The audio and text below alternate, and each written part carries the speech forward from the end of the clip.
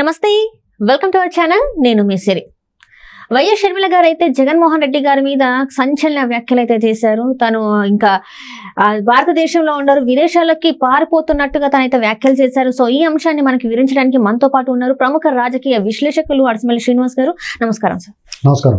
Sir, ఇప్పుడు చూస్తుంటే షర్మిల గారు అయితే కొన్ని వ్యాఖ్యలు చేశారు. ఏంటంటే ఇంకా జగన్మోహన్ రెడ్డి గారు ఇక్కడ ఉండరు, విదేశాలకి పారిపోతున్నారు, ఇంకా విదేశాలకు జంప్ అని చెప్పేసి తను చెప్పడం జరిగింది. నిజంగానే మరి జగన్మోహన్ రెడ్డి గారు విదేశాలకు వెళ్ళే అవకాశం ఉందంటారా?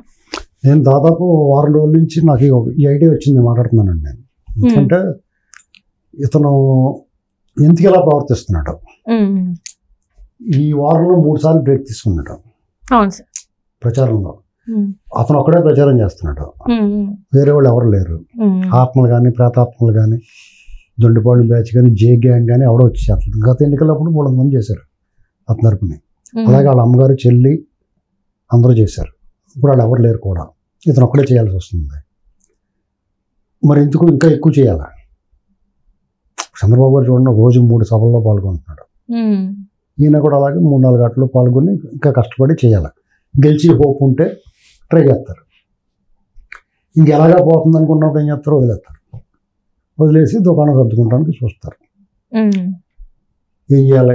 ఇప్పుడు ఓడిపోతే పరిస్థితి ఏంటి లెక్కేసుకుంటారు. ఇప్పుడు ఆయన మీద ఆల్రెడీ అక్రమాస్తుల కేసులు ఉన్నాయి. సిబిఐ ఈడీ విచారణలో 10 ఏళ్ల నుంచి బెయిల్ మీద తిరుగుతున్నాడు. అది మళ్ళీ మొన్న జడ్జి గారు వాళ్ళు సెలవులు పెట్టి వచ్చి మళ్ళీ మొదటికి వచ్చింది, రెడ్డి వచ్చి మొదలాడన్నట్టుగా. అది కాకుండా బాబాయ్ మర్డర్ కేసు ఒకటి ఉంది. ఆ తమ్ముడు అవినాష్ రెడ్డి అక్యూజ్డ్ 8 అయినా ఇక్కడ కుంభం దాకా వచ్చి ఆగింది. రేపు మా పిల్లల్ని పిలుస్తారు, మీకు ఎవరు చెప్పారు గొడ్లని, నువ్వు గొడ్లు ఇచ్చిన దగ్గర అన్నావు కదా, ఇలాంటి విచారణ పిలిచారనుకోండి, అది కొంచెం తలకైపోతుంది. ఏమీ కాకుండా ఈ 5 సంవత్సరాల్లో వీళ్ళు చేసిన అరాచకాలు, వీళ్ళు ఇంత దోపిడీ, అవినీతి, అక్రమాలు, రాజ్యాంగ ఉల్లంఘన, చట్ట ఉల్లంఘన, కోర్టాదేశాల బేఖాతరు, ఇలాంటి లెక్కేసుకుంటే అతను 2 జన్మలు సరిపడగా జైల్లో ఉన్నారు.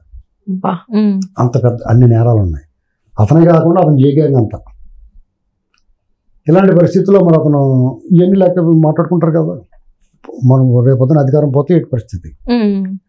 అప్పుడు మనం దొబ్బేసిన డబ్బులన్నీ ఒక చోట చేర్చంటారు బాబు, మన చేతిలో పోర్ట్లు ఉన్నాయి కదా, షిప్పుల్లో తరలించేయండి, బియ్యం సప్లై కింద ఏదో అవన్నీ వాళ్ళ చేతిలో ఉన్నాయి కదా, ఎవడ పట్టించుకునే ఉండదు.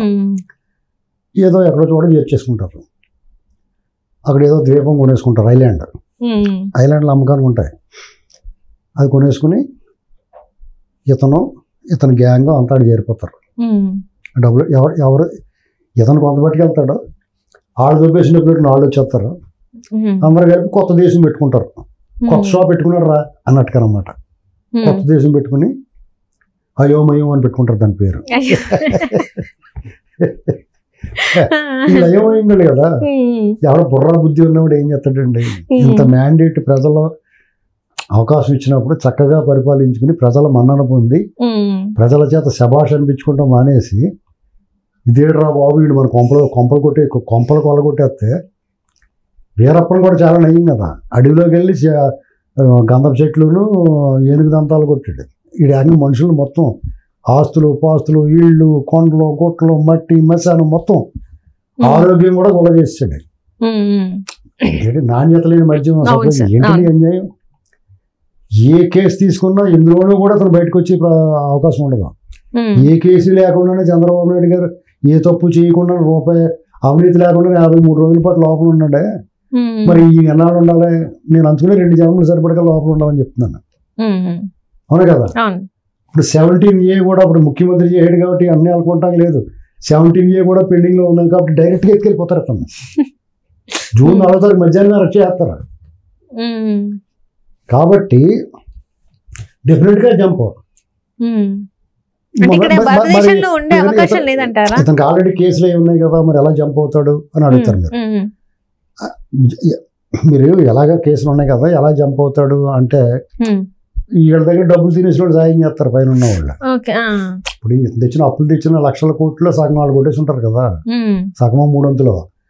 ఆ విశ్వాసానికి ఏం చేస్తారంటే, నువ్వు జాగ్రత్త తప్పించుకోరు. ఇప్పుడు దొంగలు ఎంతమంది పోలేదు, విజయ్ మాల్యా ఇలాంటి వాళ్ళు 300 మంది, నీరవ్ మోడీ ఇలాంటి వాళ్ళందరూ పోయారు కదా. అవునవును సార్. అలాగే ఇతను పోతాడు, వాళ్ళకి రప్పించలేకపోతున్నారు కదా, అలాగే ఇతను అక్కడ ఉండిపోతాడు, ఇంకో దేశం కూడా తీసుకుంటాడు. నిత్యానంద వెళ్ళిపోయి పెట్టుకోలేదా, ఓ దీపం పెట్టేసుకున్నాడు కదా, ఒక దుకాణం పెట్టేసుకున్నాడు కదా, కొత్త కరెన్సీ రకరకాల రాజ్యాంగం ఇవన్నీ చేసేసుకున్నాడు కదా, అలాగే ఇతను పెట్టేసుకుంటాడు. ఇతను లైక్ మైండెడ్ అందరూ కూడా పోతారు అక్కడికి.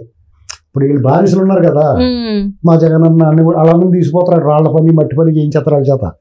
అవన్నీ కట్టాలంటే మా కార్మికులు అవసరం కదా, మొత్తం ఖాళీ అయిపోద్ది. ఈ పైశాచికం, ఈ సైకో బ్యాచ్ అంతా పోతారు, గొడవ వెళ్ళిపోద్ది ఆంధ్రప్రదేశ్కి. వెళ్ళిపోనే వాళ్ళే, ఇక్కడ నుంచి ఏం పీకుతారు, వెళ్ళిపోనిస్తేనే బెటర్ నా ఉద్దేశం అయితే. వెళ్ళిపోనే వాళ్ళే, మిగతా వాళ్ళు మాత్రం పాస్పోర్ట్లు సీజ్ చేయాలి. ఇతను వెళ్ళిపోనిచ్చి మిగతా వాళ్ళని ఆపి ఆడ శిక్ష చేయాలి. ఇంకెప్పుడు ఎవడో కూడా ఎవరన్నా ఇలా అవకతవక పనులు చెప్పినా చేయకుండా ఉండాలంటే. అది నిన్న మొన్న వారం రోజులు చెప్తున్నాను, అది ఇవాళ చెల్లి చెప్పింది. ఏదైనా శంకులో పోతేనే తీర్థం అవుతుంది, మళ్ళీ చెప్తే కంటే వాళ్ళు చెప్తేనే జనాల్లో బాగా, ఇంట్లో వాళ్ళు చెప్తే బాగా ప్రజల్లోకి వెళ్తారు. గ్యారంటీగా వాళ్ళ ఇంట్లో పని మనిషి, ఇంట్లో పని మనిషి ఉంటారు కదా వాళ్ళు చెప్తారు.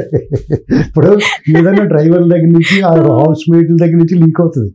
ఏంటో ఏం చేస్తున్నారే అని ఫోన్ చేసింది అనుకో, ఏమోనమ్మా అందరూ ఫైల్స్ గిల్స్ సర్దుకుంటున్నారమ్మా, బట్టలు గట్టలు సర్దుకుంటున్నారు, నేను కాఫీ పట్టుకు వెళ్తాం వెళ్ళి మాట్లాడుకుంటున్నారు, వెళ్ళిపోతాం చూస్తున్నారమ్మా అని చెప్తుంది. తెలిసిపోతుంది కదా. మీకు అమ్మలక్కలు ఏం చెప్తారు, ఆ అపార్ట్మెంట్లో పని చేస్తూ ఉంటారు, జాయిగా కెలిగితే వాళ్ళ ఇంటికి ఎవరో రోజు వచ్చి వెళ్తాడమ్మా అని చెప్తుంది. అలాగే పుకార్లైనా నిజమైన అలాగే బయటకు వస్తాయి. లేదా వాళ్ళ ఇంట్లో రోజు దెబ్బడుకుంటారమ్మా, మూడు పిల్లలు ఇద్దరు పైకి బాగా నవ్వుతూ ఉంటారు కదా, రోజు కొట్టుకుని వస్తారు అని చెప్తుంది. బయటికి ఆ మ్యాటర్ ఎలా వస్తుంది బయటికి, ఇంట్లో పని మనుషుల ద్వారా. ఇప్పుడు కారులో కూడా డ్రైవర్ ఉంటాడు, కారులో మాట్లాడుకుంటూ ఉంటారు కదా.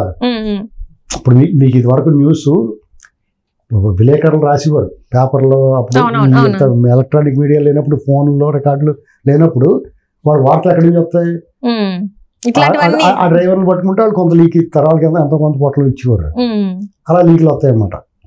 ఇలాగా మొత్తం మీద అలాంటి ప్రయత్నాలు జరుగుతాయి. ఎందుకంటే ఇతను ఇక్కడ ఉండలేడు, ఎందుకంటే అలాంటి దుర్మార్గాలు చేశారు వీళ్ళు.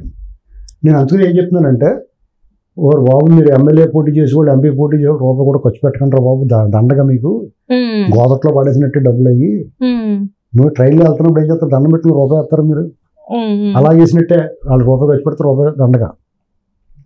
కాబట్టి ఎవరితో గొడవ పెట్టుకోవద్దని చెప్తున్నారు. కార్యకర్తలు వాళ్ళు కూడా గొడవ పెట్టుకుంటారు కదా, రోజు తెల్లాళ్ళు ఎత్తే మొఖమొఖాలు చూసుకోవాలి. వాళ్ళతో తగులు ఎందుకు, దెబ్బలాట్లు ఎందుకు, రేపు పొద్దున అధికారం మారిందని కాళ్ళు కొట్టరా, ఎగిరెగిరి తంతారు, ఎగరేసి కొడతారు, అవునా కదా.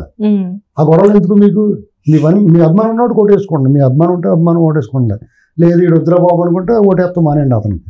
అంతేగాని అనవసరం గొడవలు పెట్టుకొని దీనిలా పెంచుకోకూడదు, కక్షలు పెంచుకోకూడదు.